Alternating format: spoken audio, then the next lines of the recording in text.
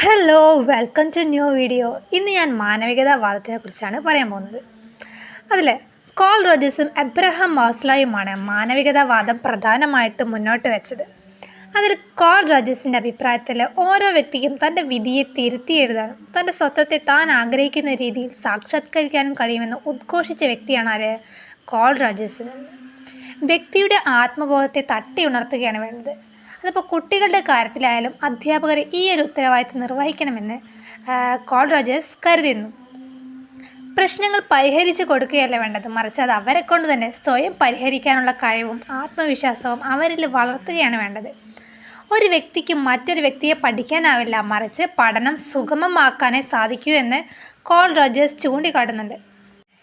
ഇനി എബ്രഹാം മാസ്ലോയുടെ അഭിപ്രായത്തിലാണെങ്കിൽ പഠിതാവിനെ പഠിക്കാൻ സ്വയം പ്രേരിപ്പിക്കുന്ന ആന്തരിക ഘടകങ്ങളെ നിയന്ത്രിക്കാൻ ശ്രമിച്ച മനഃശാസ്ത്രജ്ഞനാണ് ആര്? മാസ്ലോ എന്ന് പറയുന്നത്.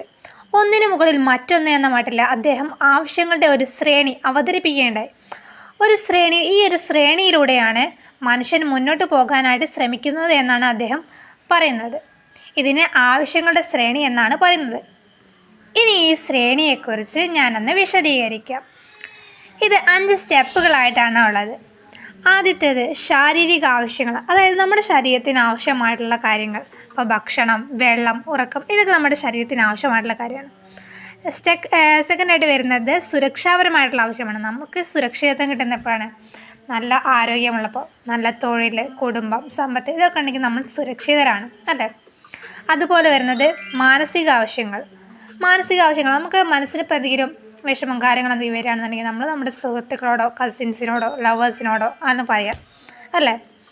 അതിൻ്റെ അടുത്ത് വരുന്ന സ്റ്റെപ്സ് എന്ന് പറയുകയാണെങ്കിൽ ആദരിക്കപ്പെടണമെന്നുള്ള ആഗ്രഹമാണ്. ആദരിക്കപ്പെടണമെന്നുള്ള ആഗ്രഹം എന്ന് പറയുമ്പോൾ ആത്മവിശ്വാസവും ബഹുമാനവും ഇതിലൂടെ നേടുന്നു അല്ലേ. അടുത്തതായി വരുന്നത് ലാസ്റ്റ് ആത്മസാക്ഷാത്കാരമാണ്. ഇതിലൂടെ ധാർമ്മികത, സർഗാത്മകത, പ്രശ്നപരിഹാര ശേഷി ഇവയാണ് ലഭിക്കുന്നത്. അപ്പോൾ മാനവികതാവാദം നിങ്ങൾക്ക് മനസ്സിലായി എന്ന് വിചാരിക്കുന്നു. ഇതിനെക്കുറിച്ച് എന്തെങ്കിലും ഡൗട്ടും കാര്യങ്ങളുണ്ടെങ്കിൽ കമൻറ്റ് ബോക്സിൽ അറിയിക്കാവുന്നതാണ്. ഇതുപോലുള്ള വീഡിയോസ് നിങ്ങൾക്കായി കിട്ടാനായിട്ട് ഈ ചാനൽ സബ്സ്ക്രൈബ് ചെയ്യുക. താങ്ക്